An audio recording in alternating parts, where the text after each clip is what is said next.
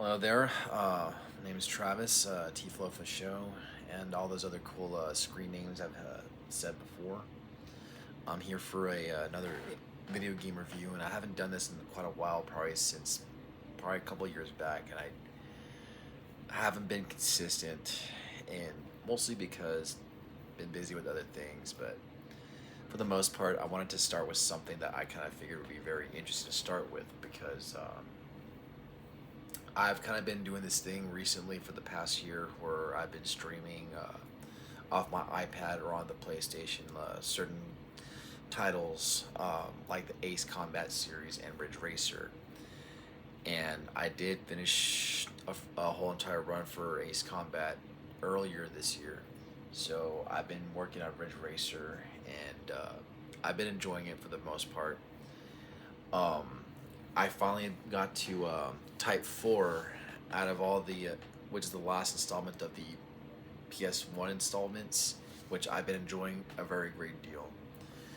But today we're not going to be talking about that one, even though it is probably the best installment in the franchise up to date. Um, I did want to talk about probably what I kind of believe is probably the least most popular or probably the least known installment of the franchise, at least probably for the PlayStation installments. I think the arcade ones are more kind of like not very well known. But I wanted to touch up on the third installment, which to me I never knew about it up until like the 64 version came around. And when Type 4 came around, I'm like, where's the third one? And I come to find out it was under a different title, and I never even like I never bothered to look for it. I purchased it during COVID, and I finally got to play it earlier this year. And let me tell you, this game was just. It was definitely not fun to play in certain instances. It was challenging, but let me tell you, like, it definitely was quite the learning curve in the Ridge Racer series experience. So, anyways, the third installment for the series is called Rage Racer, and just like the title, it does really make you rage like hell. So, here's the the cover for it, Rage Racer, the third installment. This game definitely must have been neurally fine tuned to really tick you off because this game really challenged me in a way that where I had to really struggle at certain points in the game, and it definitely has not been fun. It's easy in the first three tiers of the game, up until like when you get to 4 and 5, and it starts getting really hard. And not just that, the AI in the game starts giving you a really hard time, especially on the fifth tier. And and of course, it just doesn't end there. There's the reverse one, which you do again in reverse. And then after that, there is the sixth tier, which is only in the reverse. The extra stage, but that one is a royal pain in the neck, dude. So I can explain the game and break it down into ways that make it easier because this game, I can tell you, is like the Ridge Racer from hell. Like, this thing was just a pain in the neck, man. Like I said, this thing was like neurally fine tuned to like really like stress your senses. And let me tell you, there was times when like the stimuli in the game got so fast for like my coordination to a point where like I felt like my senses drained just trying to put so much focus into the game. And it's not just, let me see. So there was something else I forgot to mention. What also, aside from just like all the stimuli and the AI giving you a really hard time, um, it's really hard to master the drift for this title. Not just that, even the grip is even harder to like really master, and that was like this game was not easy. Compared to the early, like it's an interesting title to start a Ridge Racer series talk about because one, it's not really the Ridge Racer title. And number two, like it's kind of a bit of an interesting outlier title to start with because it's kind of like the precursor to like Type 4 and on, where the mechanics of the game really changed a great deal because the arcade in the first two games on the PlayStation were very classically oriented. But the mechanics and the physics for the game starts changing where certain elements start coming into play.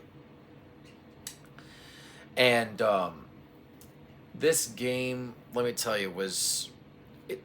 So what I there are lots of pros and cons about this game.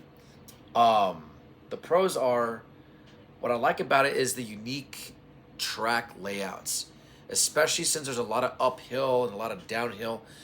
And so as you progress through the different tracks in the game, you start mastering it, especially at the different speeds and tiers that you're in against the different tiers of AI. It's a very interesting experience that takes the Ridge Racer franchise to the next level at that time after Revolution, especially with all the uphilling that takes place. And that's kind of like that's a variable I'm going to explain in just a little bit in relation to the cars that you can choose from. So, like I said, the first three tiers are very easy cruising at first. But then when you get to 4 and 5,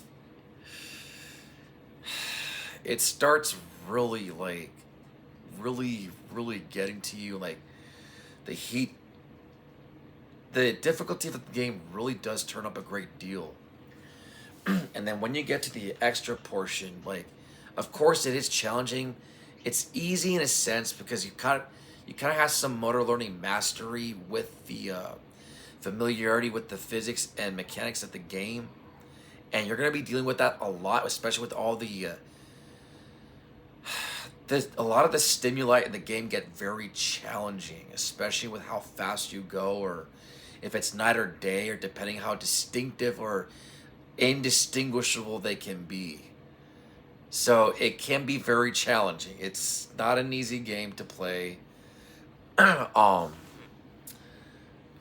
but like I said, no, even on the extra portion, 4 and 5 was just as hard, especially with the AI. But then when you get to like tier 6, that's when you have like all the OP cars, kind of like in the first few installments. You have like the OP cars, the overpowered ones, the 13th Racing Kid, and the White Angel. That you're gonna see that same pattern that's consistent in every installment of the game. Um, this game is kind of no different. They all pretty much play the same typical arcade style. The home installments with Rage Racer and Type 4, which were kind of like home exclusives, were kind of more like a very different take from like the arcade to this, as well as the aesthetic presentation that it gives. I mean, and the challenge that the AI gives you. So I mean, I mean, this was a very good precursor to Type 4, which again, it was a very excellent installment, which I'm currently working on right now. Sorry. So, anyways, but yeah, tier 6 is like the hardest part of the game, and it got to a point where like when you get to type like a tier 4, 5, and especially 6, the intensity of focus that you give with the coordination and focusing on the game and the AI really does take quite a toll on you. Like it got to a point where like I was really like physically fatigued and exhausted to a point where I was like, golly, this game is like I felt it like really like stressing my neural pathways. So yeah, I mean this game was like neurally fine tuned to really stress the hell out of you. I mean, especially when you get to tier 4 and 5, you're kind of like forced to like go manual transmission most of the time. Most of the cars that you had to purchase in the game start becoming that way after like tier 3 or 4, I believe. So, with that being said, that's kind of like a breakdown of the game. Essentially, it's kind of like 3 parts, and trust me, tier 6 is like a whole different part in itself. And this game took me like a good 2-3 months to beat all throughout with all the time I had available to invest on it, and it was not a fun game to play in certain times, especially against the AI on like the tier 4 through 6, especially through 6. And the OP cars are so fast. You had to like really manage like your speed, conserve your speed, like shifting up and down with the manual transmission. There is one car that's after like in the higher tiers that only has automatic, but you're still better off with the manual either way because you have better control whenever it comes to uphill and downhill, which I'm about to explain. Because the uphill, there's going to be a lot of uphills, and depending on the vehicle you choose, you're going to be shifting up and down a lot, but you're going to be like on a gear 3, 4 out of however many the vehicle has.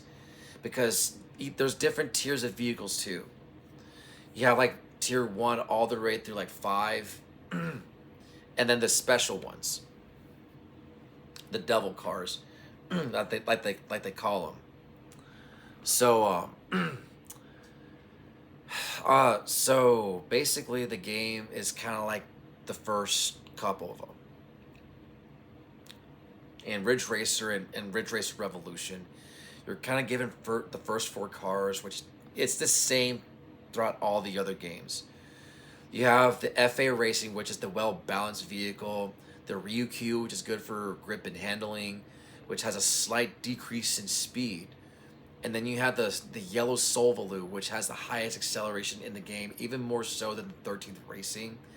But it doesn't have a higher top speed compared to that one, obviously. And the blue Solvaloo, which has a higher top speed, but doesn't accelerate as fast compared to the yellow one.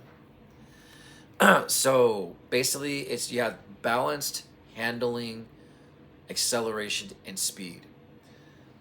Now this game is kind of the same with 3 and 4 with the auto makes. So the well balanced one in this one is, and I don't know how to pronounce it. Please forgive me if I mispronounce it. I think it's Nade or Grenade. I like to say it's Nade. Probably it sounds like the G silent. And you only get that car. You can't buy another one. It's the FA Racing. And the positive thing about that one is it's easiest to tune up out of all of them. And that's pretty much the only one you want to be tuning up all throughout the game. And then you start, as you win different races, you accrue points that you can purchase or tune a vehicle. Now you have tiers 2, 3, 4. I think it goes up to 4, I believe. And there's only 1 5. That's the I'll explain the different makes. So there's the Nade, which is the well-balanced one. Then there's the Age, which is the one that's got the best handling. The Lizard has the best acceleration, and the Assoluto has the best top speed. And the different makes are also good for different tracks in the game, and there's 4 different tracks. So obviously the first one's for the Nade. The second track would be for the Lizard, which has a high acceleration, which is good for the uphilling. So the higher the acceleration, the better it can climb going uphill. The third one has a lot of turns, which is good for the Age, for like all the turns and all that stuff. But the downside with the Age, it's got very bad acceleration going uphill. Like it accelerates fast, like on a flat plane, and it has a higher top speed than the Lizard. But for going uphill, you have to shift like gear 4 to be able to move because it's got a very bad acceleration. And then you have the Assoluto, which has a high top speed. Both that and the Lizard kind of like suffer a bit with the handling. But it's like I said, they're very much the same. And of course, you can buy the different tiers or you can tune them up. So now, like I said, and of course, the different courses, the last one, the Extreme Loop, is good for your Assoluto because it has a high top speed. But you just have to focus on accelerating in a very straight linear direction without turning, because turning reduces or doesn't prevents you from climbing in the accelerating to a higher speed. So the game's physics can get very, very challenging. But like I said, so the different variables help you with the different tracks, which makes it easy to master like the different stages and the different tiers when you get to the extra course. But the drifting and the grip is really hard, especially when it goes like certain tracks were very challenging. Now, especially when you get to like the final tier of the game, 6, when you have like the final like the final mix for only Lizard, Osuluto, and Age, because those are the only ones they give you. So basically, you're choosing between high acceleration, speed, or handling. And it's kind of well balanced out, so you can see how the game kind of like peaks with that learning curve right there. But still, it's a very challenging game. The final tier is hard because like you have to really like manage like your speed conservation and reduce your crashes. And see, the good news is you're only facing off against 4 other vehicles, but they're all the OP ones, and they're very, very difficult to take on.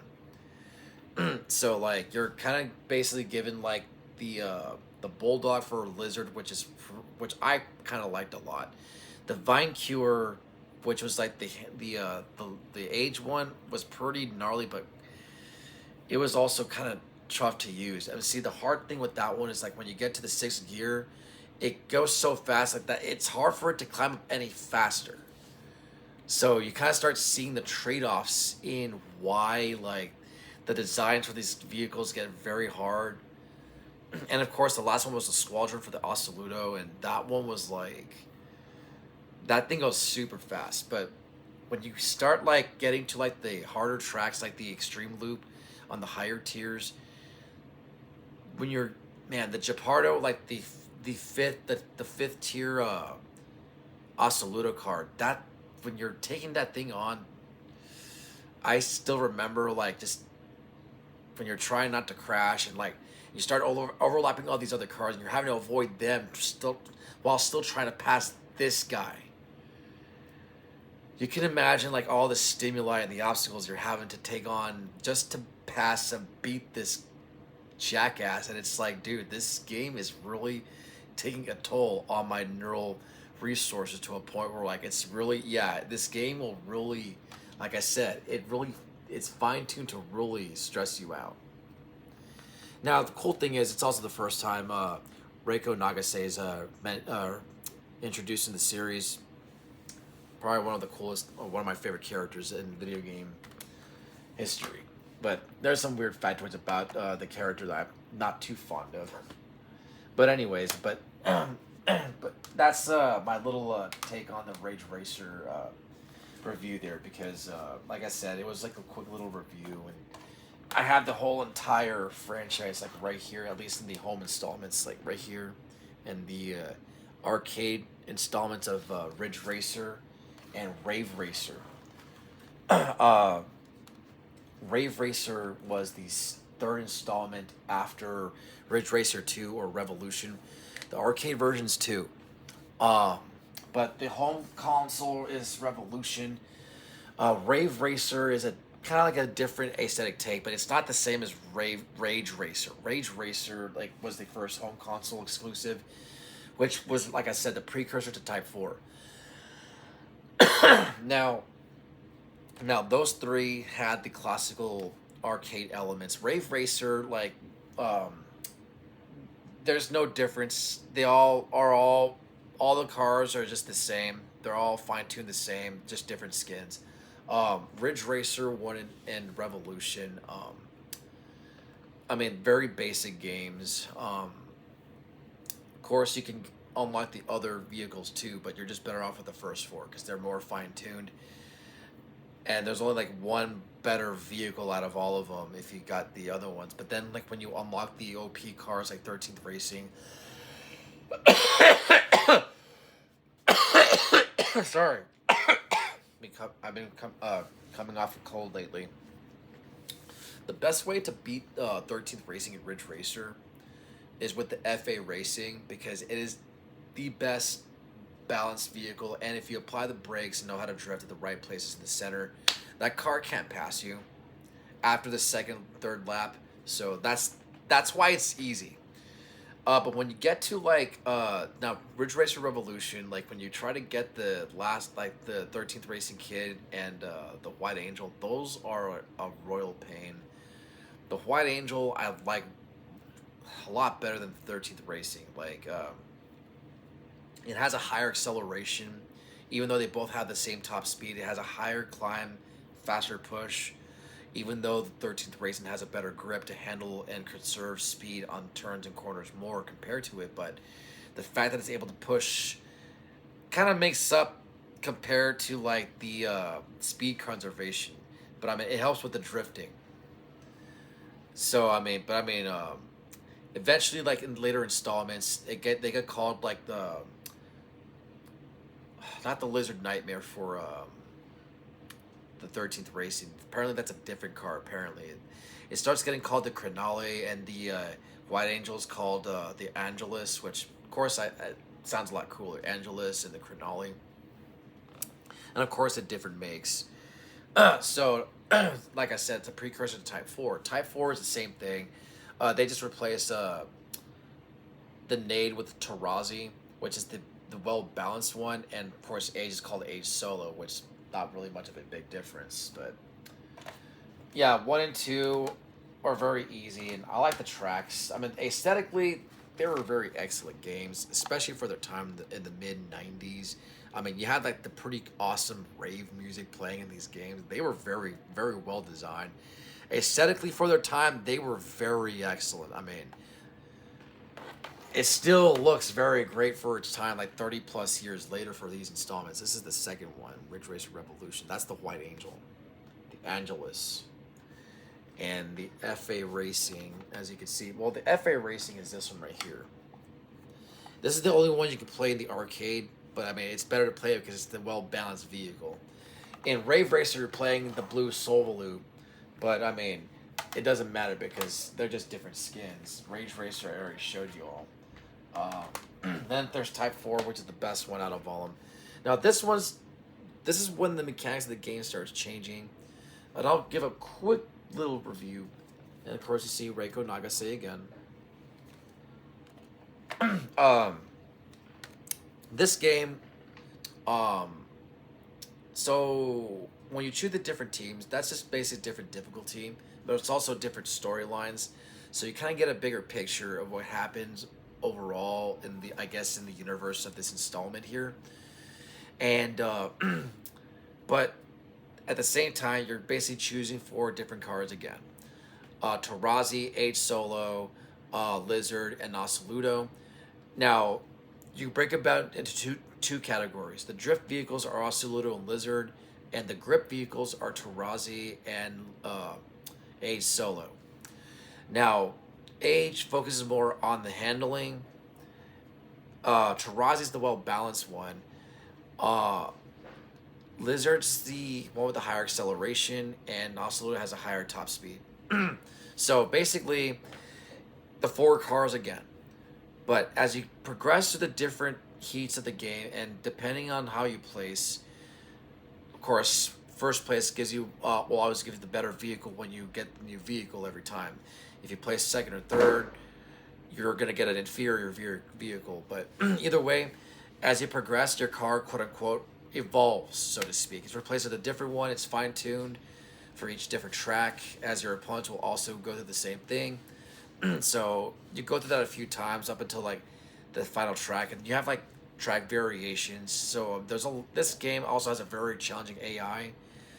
So I mean, this game is really enjoyable. Like, I mean, right now I'm trying to play all different 4 makes in the different modes, and then try to unlock all the different OP makes, like the Lizard Nightmare and all those other ones. Then after that, the first Nintendo installment, the 64. This one was really neat. It goes back to the classical roots of the arcade version, while also incorporating like all the installments, like from 1 through 3, 1, 2, Rage, and 4. You don't see much of Rage in there, but the vehicles that they kind of throw in there, they kind of like mix and match, and kind of like You get some of that representation in there.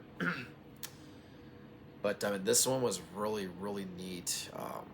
This one will keep you real busy for quite a while. Like you get tracks from Ridge Racer Revolution, and then like the Renegade tracks, which are exclusive to this one, and then the Extreme one, which was really neat. So I mean, this one like will keep you really busy. This one I really liked. 5, I have not played it. I only played it on arcade one time. Um, I've seen some gameplay and it's really, really neat. But I can't tell you much about it. I played it one time when they opened Buffalo Wild Wings down here when it first opened. Also, for the DS release for Ridge Racer is the same as the 64, but the 64 one is better, honestly. So now this one I played 7. This one was the last Ridge Racer title, and we haven't had a Ridge Racer title in the last 20 years. This is the last one that they've ever put out, and I still enjoy playing this one periodically. I still haven't finished this one completely. I feel it kind of goes a little back, focuses more on drifting, and I'm not sure about the grip feature. Like I see some of the grip feature with 5, with the Angelus and the Chronolic can be able to drift more. And of course, this is kind of like the last release, Unbounded. Now, the reason why I say 7 was the last ones because that was the last one by the Namco team. This one was kind of a bit of a third-party developer, if I'm not mistaken. But 7 was very, like I really like that one. But this one, I have yet to play this one. I have not even seen many gameplay for this one either. What separates this one from the other ones is that, like the title states, you're able to go off the tracks. You're able to crash into things and also the stuff. So I can't tell you too much about it. It kind of looks a little bit like Need for Speed or some shit like that. Hard to say. But I'm kind of looking forward to this one. I'm kind of waiting to be surprised by this one in 5. I haven't played the handheld ones. I played 2 before. I remember there was an arcade version down here. It was at a CC's, I believe. I got to play it, but I never really got to beat it. It was Reiko Nagase again. I believe it's Reiko. But yeah, this one, I want to try to finish this one, but this one is really, really neat. People still play this one online, and I kind of don't blame them since it is still the last Ridge Racer. Now, I understand that there was a Ridge Racer in development for the Switch, but it pretty much got canceled. There's video clips of the development and some of the showcasing and some of the gameplay. But I mean, it'd be really neat if Namco could at least put out a Ridge Racer 8. It's been 20 years since they last put out a Ridge Racer title. There is an Ace Combat 8 popping up later on this year, supposedly. I'd like to get the physical copy considering Sony is ending physical sales, and hopefully this is not one of those titles. I pray it's not one of those titles that will be held hostage by that, but I would really like to get this on hard copy, mostly because, I do like those Namco titles, Ridge Racer, Ace Combat. There's some other ones. Tekken's also another one. There's some other really excellent Namco titles. Time Crisis, which I also really like a lot. The arcade games is quite the experience. I'd like to get the home consoles with the gun cons and everything. In fact, I even have the Negicon for this thing. I just don't have the correct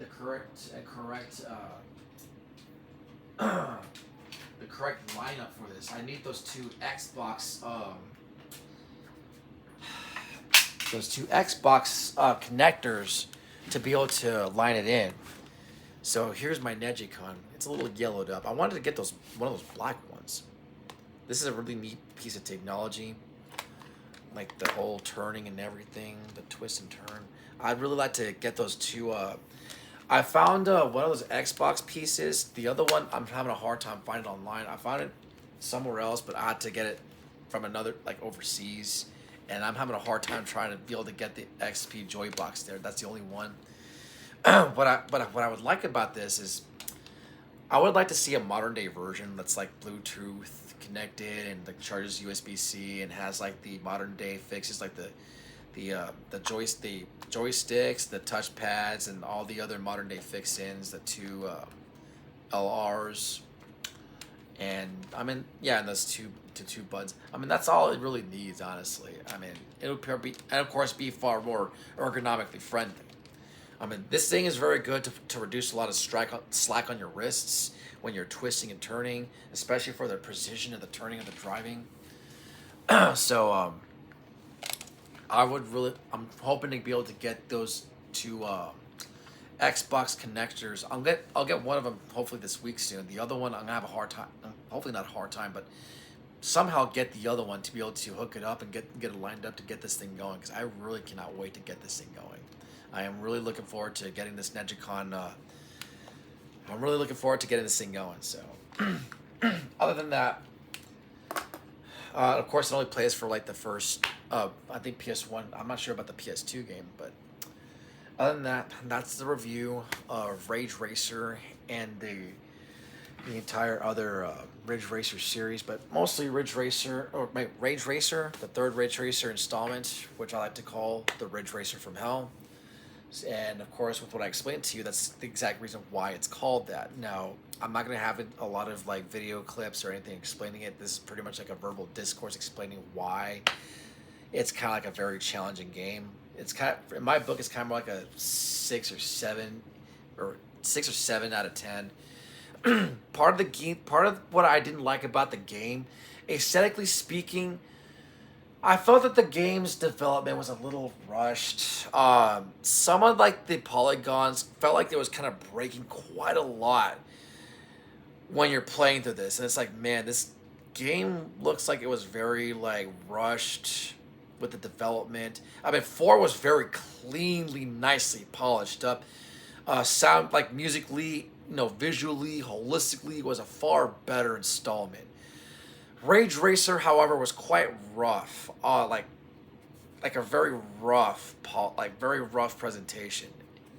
And like I said, the visual stimuli, like for the course presentation, like I said, was quite very broken. Where you could see like a lot of the breaking polygon lines breaking like all the way through. And let me tell you, it kind of got very challenging, especially when you kept going a little faster. And so, like I said, I felt that the development for this game was quite rushed compared to like Type 4. So I guess this game was kind of it was kind of like more like a, I don't want to say a litmus test, but like a trial run to kind of like platform to the next installment of 4, which clearly was the far better organized installment. But at least with that organization, the different vehicle makes and all that stuff, you have a better idea how to take on the different tracks. So with that organization and the pattern recognition, you'll pretty much get and understand how to pretty much beat the game overall and the other ones, because that's all it really takes. So after that, you kind of get an idea how to handle and beat the game. So again, it takes a lot of trial and error, learning curves to really get through the game and figure it out and finish it. But other than that, it took me about a good 3 months. It might have maybe taken me a lot less. I probably might have been overthinking it at times, but that's the amount of time it took me to really beat that thing, because this thing was a pain in the butt, man. It sucked. It really, I don't want to say it sucked. It had its good points, but the AI will really challenge you. The pattern recognition for this game will really get to you at times, but when it crashes your expectations, golly, it really will get to you. So with that being said, I think I'll end the review there. So thanks a lot for watching. Thanks for sticking around, and hope you enjoyed it.